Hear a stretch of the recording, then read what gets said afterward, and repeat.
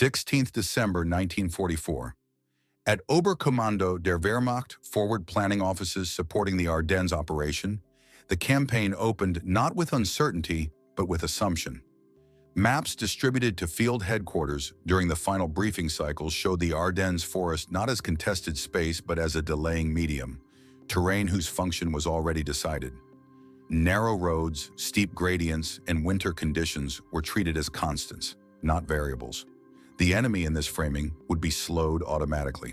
German operational planning did not ask whether Allied reaction would be fast enough to matter. It concluded in advance that it would not be. Initial estimates circulated on the 14th to the 15th of December assessed Allied response time at 72 to 96 hours for any major redeployment south to north. These figures were repeated without challenge across Corps and Army staffs. They were grounded less in current intelligence than in institutional memory. Allied doctrine was assumed to be methodical, approval-driven, and cautious under adverse weather. The possibility that speed itself could become the decisive Allied response was noted only in passing, usually as an abstract risk rather than a planning driver. No branch plan addressed it directly. Weather reinforced confidence. Forecast summaries from Luftwaffe meteorological sections predicted sustained low cloud cover, snowfall, and freezing temperatures through at least the 20th of December.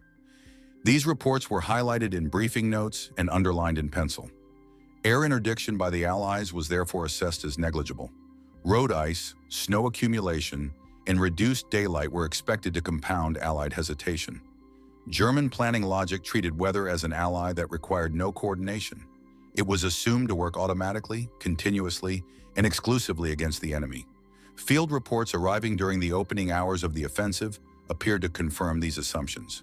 At 0610 on the 16th of December, 47 Panzer Corps reported initial breakthroughs against thinly held positions east of the Aar River. Resistance was described as disorganized and fragmentary. Prisoners taken from U.S. infantry units indicated surprise and confusion. These early tactical successes were elevated rapidly into operational conclusions. Situation summaries began to use phrases such as enemy reaction delayed and initiative secured, even though less than 12 hours had elapsed since first contact. The reporting process itself encouraged reinforcement of confidence rather than scrutiny. Corps-level logs prioritized confirmation of progress over exploration of anomaly. When a regimental intelligence officer from the 26th Volksgrenadier Division noted unusually rapid radio traffic increases on Allied nets south of the penetration, the observation was appended without analysis. It did not align with expectations and therefore did not shape them. No follow-up request was issued. The signal was filed and forgotten. By the evening of the 16th of December, planning boards at German Army headquarters already displayed projected phase lines extending days into the future. These projections assumed continued Allied passivity. The Ardennes in this vision was a corridor that would constrict enemy response rather than invite it. German staff officers spoke in terms of exploitation and encirclement before the conditions for either had been fully verified. The trap, as conceptualized, depended on time behaving as predicted. At 1900, a consolidated report from Army Group Headquarters summarized Allied activity across the front as reactive, localized, and uncoordinated. The wording carried authority because it echoed pre-offensive expectations. No comparative analysis was conducted against Allied reserve locations or command flexibility. The report's conclusion that no immediate large-scale counter-movement was underway was technically accurate but operationally incomplete. It described what had not yet happened, not what might already be forming. The structure of German command further narrowed interpretation. Orders flowed downward with ideological certainty, while doubts flowed upward slowly, diluted by layers of deference. Junior staff officers who questioned whether Allied forces could pivot faster than expected often framed their concerns as hypotheticals rather than recommendations. These hypotheticals rarely survived the briefing process intact. They were softened, generalized, or omitted entirely in final summaries. By 17th December, German confidence hardened into routine. Logistical planning assumed that Allied pressure on flanks would remain minimal for at least 3 days. Fuel allocations prioritized forward movement rather than reserve flexibility. Road security detachments were positioned to manage prisoners and traffic, not to defend against counterthrusts. The assumption of Allied hesitation had become embedded not just in plans but in physical deployment. At 0830, a liaison officer attached to a Panzer division reported increased Allied vehicular movement detected on secondary roads well south of the main penetration axis. The report was marked unconfirmed due to poor visibility and limited observation time. It was forwarded upward but annotated with the phrase, likely local repositioning. No change in posture followed. The possibility that these movements represented the early stages of a major pivot was not addressed. The weather continued to cooperate, at least superficially. Snowfall reduced visibility and grounded Allied aircraft as expected. This reinforced the belief that Allied command would defer major action until air support could be restored. German planners interpreted the absence of Allied air activity as proof of paralysis rather than as a temporary condition. No one asked how Allied ground commanders might behave when deprived of air cover. The answer was assumed to be caution. By the night of 17th to 18th December, the Ardennes operation had acquired a dangerous internal logic. Each successful hour without a visible Allied counterstroke was taken as validation of the original premise. The longer nothing happened, the more certain German command became that nothing would. This circular reasoning narrowed the range of acceptable interpretations. Information that contradicted it required extraordinary proof to be taken seriously. At 0210 on the 18th of December, intercepted Allied radio traffic indicated heightened coordination between multiple U.S. Corps headquarters. German signals intelligence flagged the intercepts as notable, citing increased message density and shortened transmission intervals. The assessment suggested elevated command activity. The report reached Army headquarters at 0340. It was acknowledged, logged, and filed. No operational adjustment followed. Increased coordination did not necessarily imply movement, and movement was what German planning feared least. The absence of a provision for large-scale Allied maneuver was not accidental. It reflected doctrinal confidence. German operational culture privileged initiative at the point of contact, but assumed predictability at the strategic level. The enemy was expected to respond according to pattern, not impulse. Flexibility was considered a German advantage, not a universal one. This belief shaped not only planning, but perception. By the morning of the 18th of December, the Ardennes was no longer being evaluated as a dynamic battle space. It had become a proving ground for assumptions already accepted as fact. German command awaited confirmation of Allied delay, not evidence to the contrary. The trap in this sense relied less on force than on belief. It depended on the enemy behaving as expected. At 1100, a staff officer at Army headquarters suggested a limited contingency study examining the impact of an Allied armored thrust from the south toward key road junctions. The proposal was framed cautiously, emphasizing theoretical interest rather than operational urgency. It was deferred due to current planning priorities. No timeline was assigned for its completion. The window for such analysis closed quietly. By late afternoon, German forward units continued to report progress, but with growing signs of strain.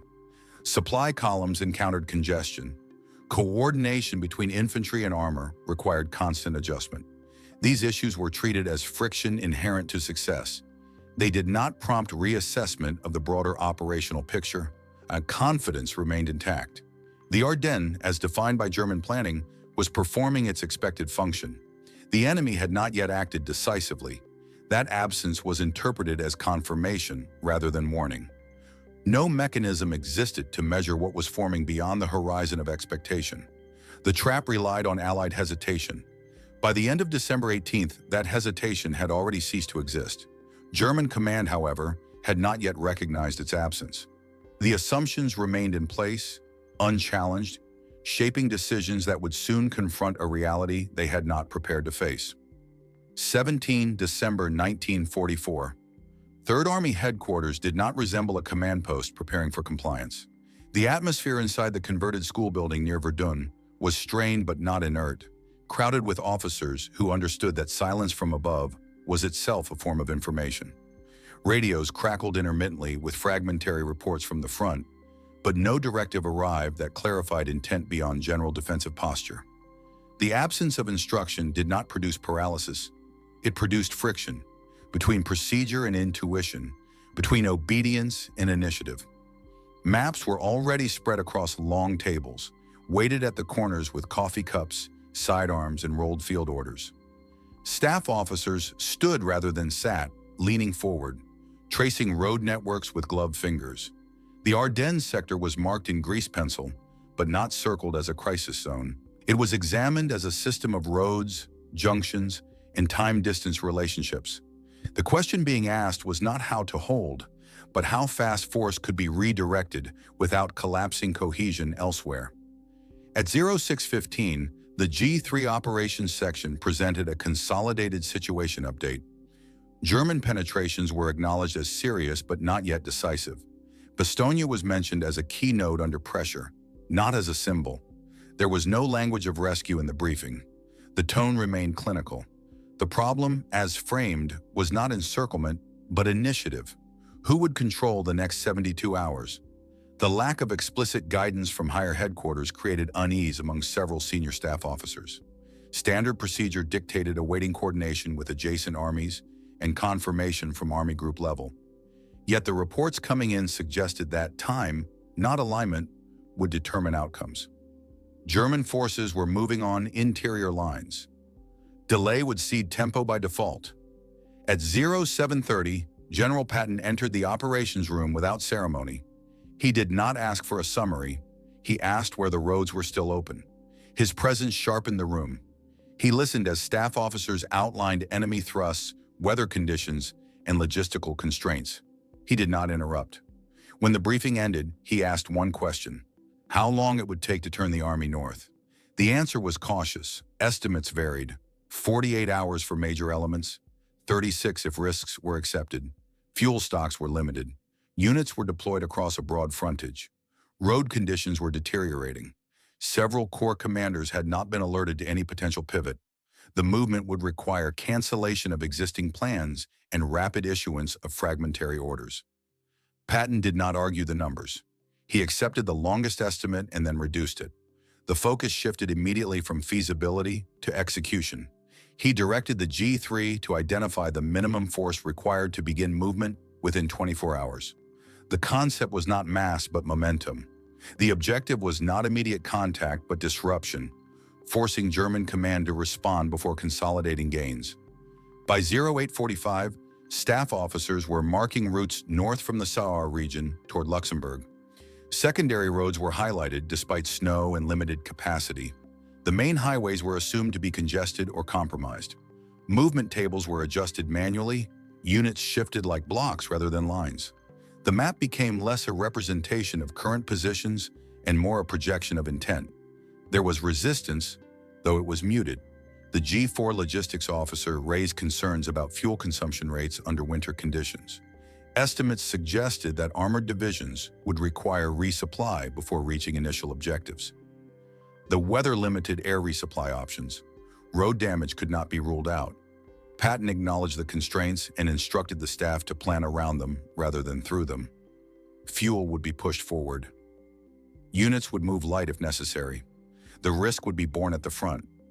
At 0930, Corps commanders were contacted via secure lines. The language used was deliberately non-specific. They were informed that a major operational shift was under consideration and that preparatory planning should begin immediately. No formal order was issued yet.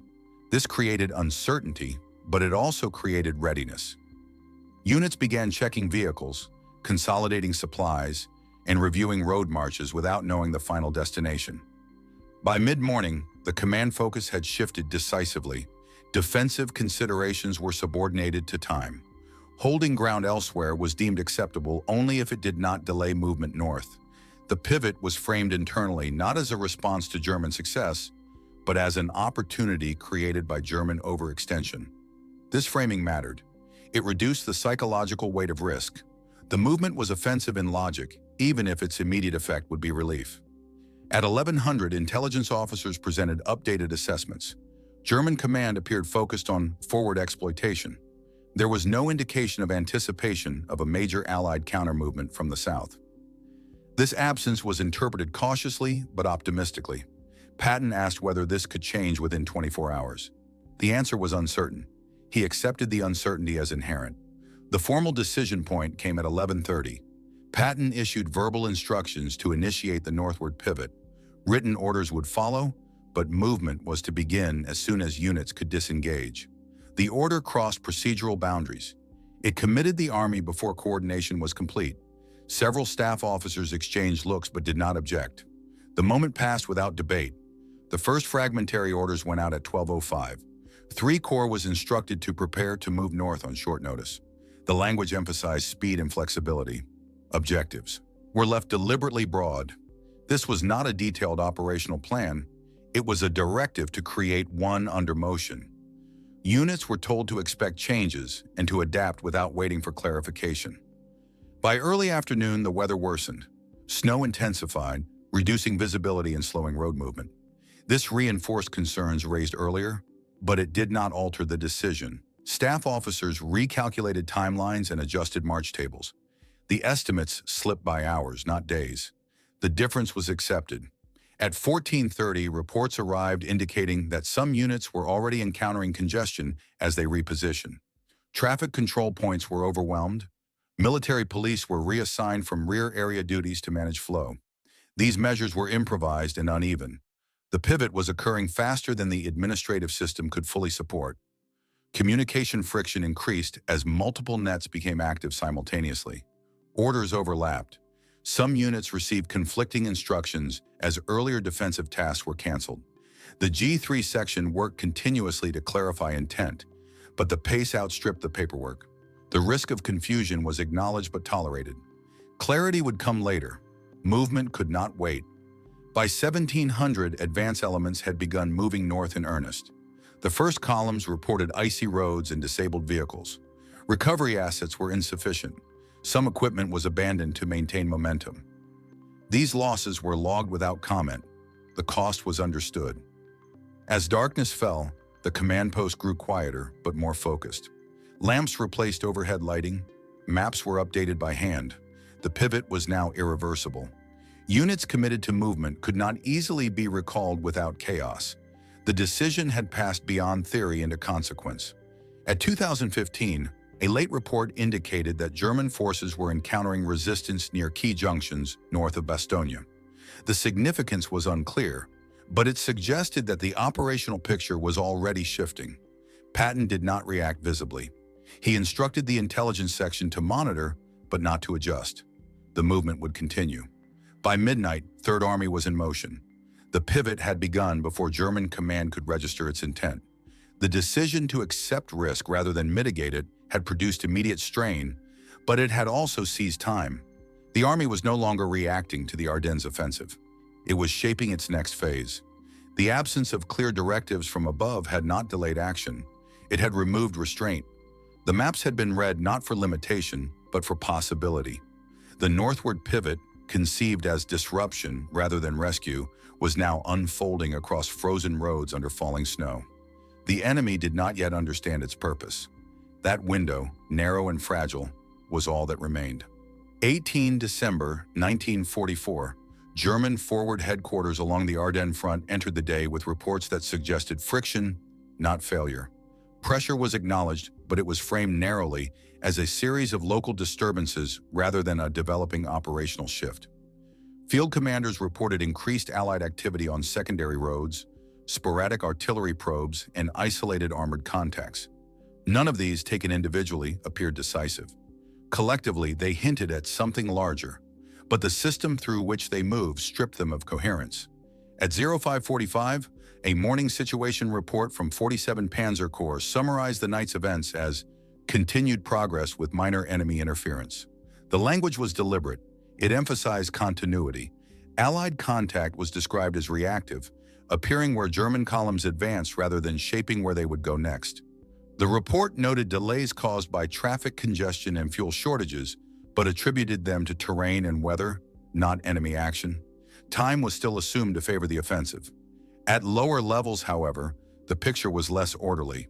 Battalion and regimental commanders reported encountering Allied units in unexpected places, blocking secondary routes. delaying convoys, probing flanks rather than reinforcing threatened towns. These encounters were logged as anomalies. They were not connected to one another in higher summaries. Each was treated as a separate problem requiring a separate solution. By 0710, a division intelligence officer attached to the 2nd Panzer Division forwarded a report indicating that Allied armor was moving northward in strength west of the Soa River. The observation was based on limited visual confirmation and intercepted radio traffic. The report was marked probable and forwarded to Corps headquarters. It arrived without context and without corroboration. No immediate action followed. German command culture encouraged precision over speculation. Reports that could not be fully verified were often downgraded in significance. This practice reduced noise but also delayed recognition of emerging patterns. By the time confirmation arrived, the window for proactive response had often closed. On the 18th of December, that pattern repeated. At 0830, Corps-level headquarters issued instructions to reinforce forward elements encountering resistance near key road junctions. These orders were tactical in nature, directing companies and battalions to hold ground and restore momentum. They did not address the possibility that resistance itself was part of a larger maneuver. The assumption remained that the enemy was reacting locally, not coordinating broadly. Meanwhile, communications between adjacent corps began to show strain. Reports describing Allied activity overlapped geographically, but differed in interpretation. One corps described probing attacks, another delaying actions, a third local counterthrusts. There was no mechanism to reconcile these descriptions into a single operational assessment. Each headquarters saw only its own slice of the front. By mid-morning, the first signs of temporal dislocation appeared. Orders issued at 0900 arrived at forward units closer to 1100 due to congestion on communication lines and the need for retransmission. By the time they were received, conditions had already changed. Units moved according to outdated assumptions, advancing into positions that were no longer lightly held. At 10:15, a panzer regiment reported that an expected infantry screen on its left flank had not arrived. The regiment halted briefly to assess the situation, losing momentum. Subsequent inquiry revealed that the infantry unit had been redirected by a different corps headquarters responding to a separate threat report. The redirection had been ordered without coordination. The result was a gap that existed not because of enemy action, but because of conflicting instructions. Attempts to restore alignment consumed time. Field commanders requested clarification, but responses were delayed. Higher headquarters, receiving multiple requests simultaneously, prioritized those that appeared most urgent. The cumulative effect was hesitation at points where speed had previously been decisive. At 1200, Army headquarters issued a general directive emphasizing the need to secure flanks and protect supply lines. The order reflected growing concern but offered limited guidance on how to achieve both security and continued advance. Subordinate commanders interpreted it conservatively. Units shifted into defensive postures around towns and road junctions, diverting strength from forward movement. This shift marked a subtle but critical change. The offensive, which had relied on momentum, began to trade speed for security. Each adjustment seemed reasonable in isolation. Together, they eroded operational rhythm. German units remained tactically capable, but their actions were no longer synchronized. By early afternoon, reports of Allied pressure increased in frequency. German staff officers noted that message density from multiple sectors was rising. The content remained fragmented, but the volume itself suggested elevated enemy activity. Signals intelligence intercepted Allied communications indicating coordination across corps boundaries. These intercepts were flagged but not integrated into planning. Coordination did not necessarily imply movement, and movement was still assumed to be limited by terrain and weather. At 1430, a corps commander requested permission to reposition armored reserves to counter what he described as a potential breakthrough south of his sector. Army headquarters hesitated. Committing reserves too early risked weakening the main axis of advance. The request was neither approved nor denied immediately. It remained pending as additional information was sought. That delay had consequences. By the time permission was granted, Allied forces had already shifted again. The reserves moved toward a threat that had changed shape, arriving late and misaligned. Their movement disrupted supply routes and added congestion to already strained roads. At 1600, conflicting orders reached a grenadier regiment holding a critical junction. One directive instructed it to hold at all costs. Another, issued later but received simultaneously, ordered a withdrawal to align with neighboring units. The regimental commander chose to hold, citing the earlier order. When neighboring units withdrew, the regiment was left exposed. It suffered losses before being ordered to disengage after nightfall. Such incidents accumulated. None was decisive alone. Each consumed time, morale, and coherence. German command structures were designed to exploit clarity of intent. On the 18th of December, intent became diffuse. Orders emphasized caution and control rather than exploitation. The offensive continued, but without the tempo that had defined its opening. As darkness approached, the weather worsened. Snowfall intensified, further slowing movement. This reinforced defensive instincts. Units dug in where they stood, awaiting clarification. Forward momentum stalled not because of a single Allied stand, but because of cumulative hesitation. At 1900, an Army-level situation conference acknowledged that Allied resistance was stronger and more coordinated than initially assessed. The language remained careful. The term counteroffensive was avoided. Instead, the activity was described as increasing pressure. The distinction mattered. Pressure could be absorbed. A counteroffensive demanded reorientation. No comprehensive adjustment followed the conference. Orders issued afterward focused on local stabilization rather than operational redesign. Time, once an assumed advantage, began to work against the offensive. Every hour spent clarifying orders was an hour the enemy used to reposition. By late evening, German field commanders reported fatigue and confusion among their staffs.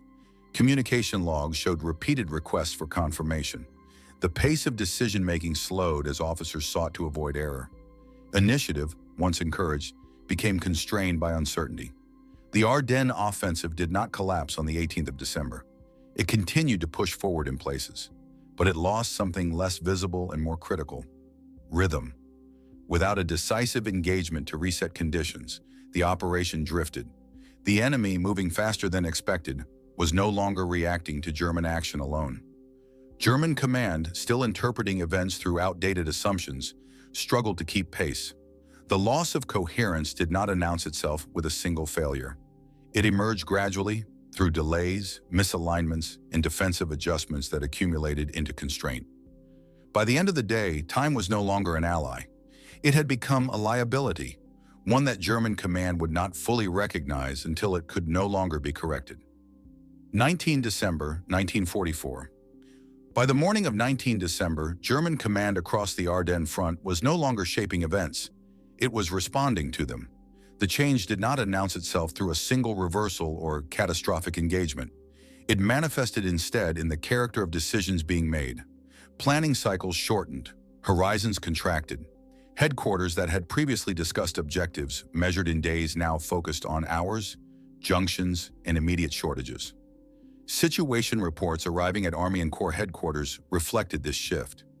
Language that had once emphasized direction and exploitation gave way to terms like contain, stabilize, and prevent further loss of cohesion. These words did not signify defeat, but they did signal a change in posture. Initiative, once assumed, was now something to be recovered rather than exercised.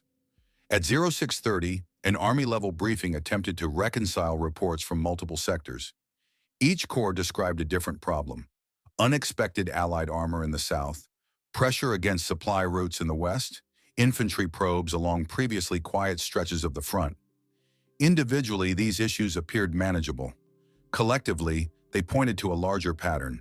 That pattern, however, resisted consolidation. No single headquarters possessed the authority, clarity, or freedom of movement to impose a unified response. Operational decisions fragmented accordingly. Corps commanders issued orders tailored narrowly to their own sectors, often without awareness of adjacent movements. One corps pulled back to secure a flank just as its neighbor attempted to push forward, creating gaps neither had intended.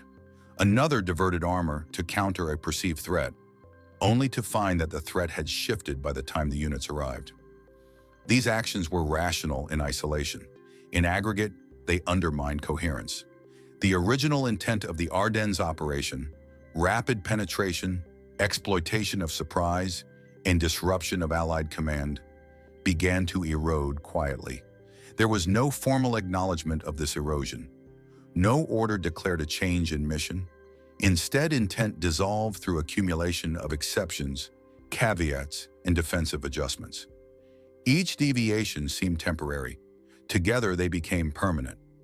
At 0915, a proposal circulated within one Army headquarters, suggesting a limited counterstroke to reassert initiative along a critical axis. The concept lacked specificity, available reserves were insufficient, fuel stocks uncertain, and coordination across core boundaries unresolved. The proposal stalled in discussion. No one opposed it outright, but no one could execute it without accepting risks that no longer seemed justified. The moment passed.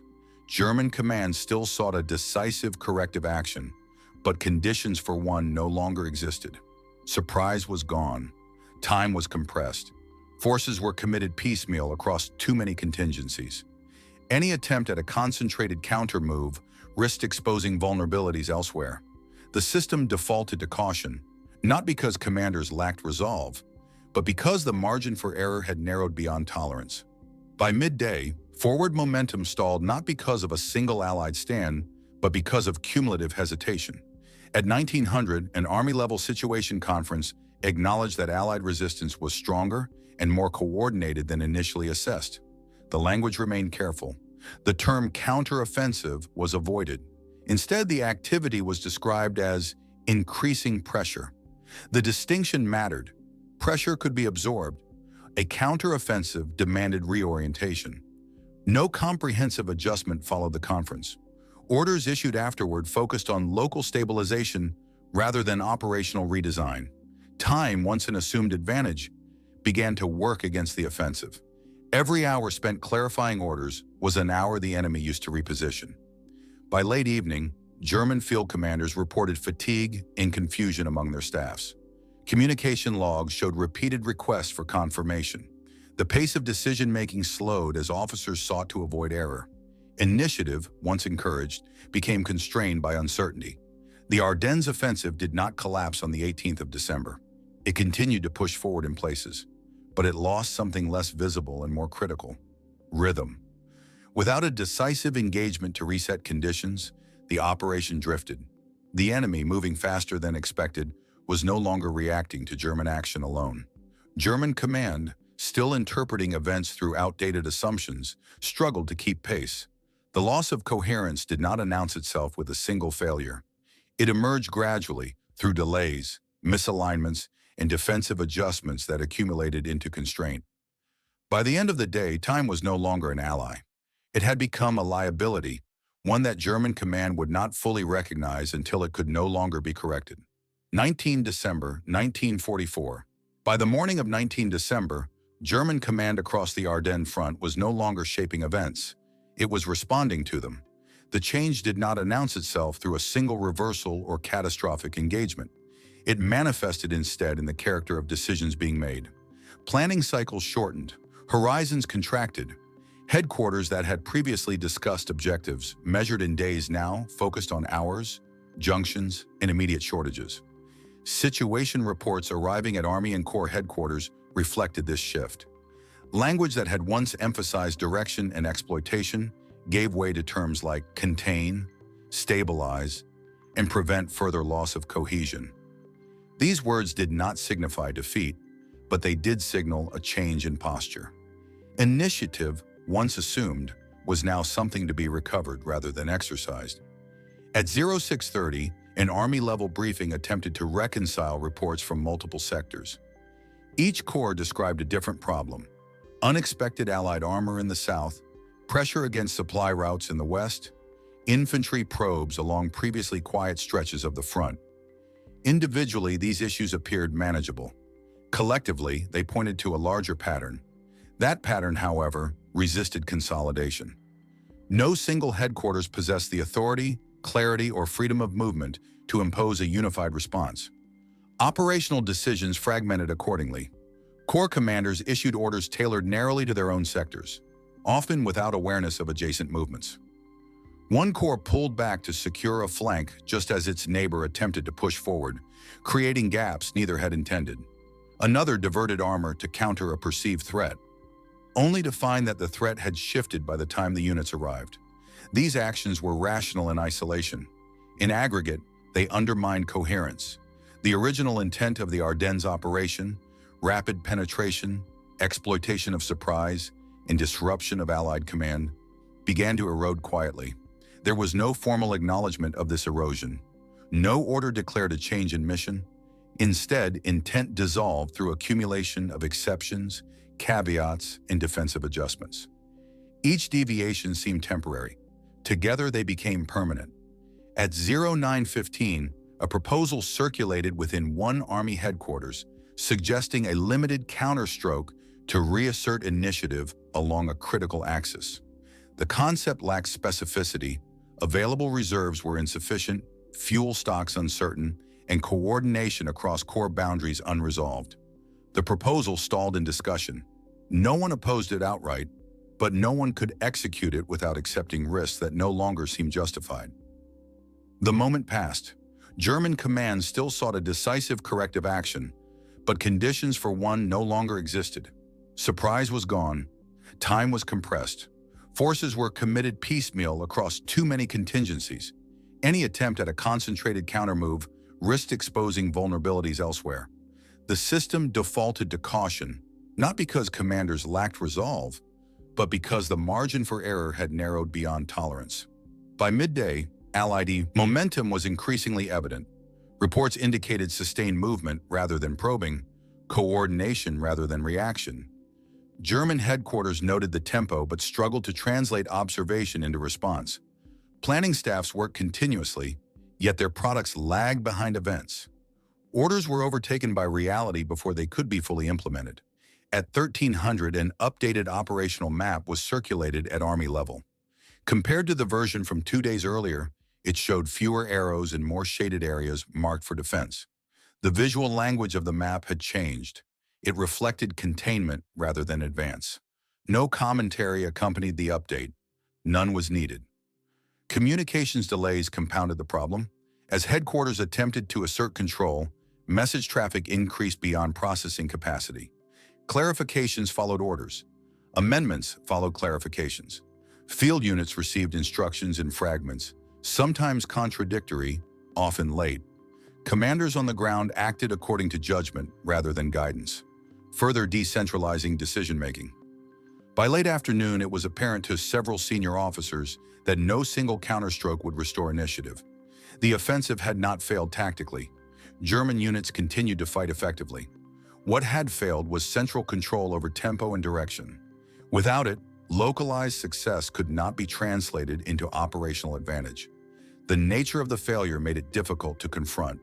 There was no obvious point of collapse, no dramatic defeat to trigger reassessment. The operation continued, but under conditions increasingly defined by the enemy. The cumulative effect of delays, fragmented decisions, and reactive posture narrowed options hour by hour. As darkness fell on the 19th of December, German command faced a reality it had not planned for. An adversary moving faster than expected, across sectors, without waiting for permission or perfect conditions. The Ardennes operation, conceived as a controlled disruption of Allied response, had itself become disrupted. By the time the scale of this shift was understood, the opportunity to correct it had passed, not because of a single mistake, but because too many small, reasonable decisions had accumulated into constraint. Initiative had slipped away quietly, without ceremony. What remained was endurance, adaptation, and the management of consequences set in motion days earlier under assumptions that no longer held.